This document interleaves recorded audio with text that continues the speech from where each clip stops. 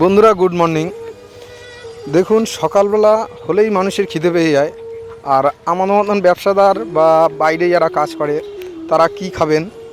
দেখুন ছাতু আছে এখানে, আর এই ছাতু খাওয়াও শরীরের পক্ষে উপকার। আর এই ছাতু বেচে দাদা নর্মাল 10 টাকা গ্লাস গুলিয়ে দেয়। আর যদি আপনি আরও বেশি খেতে যান তাহলে মেপে দেবে 100 গ্রাম 200 গ্রাম, আপনি যেমনই খুশি তেমন খেতে পারেন।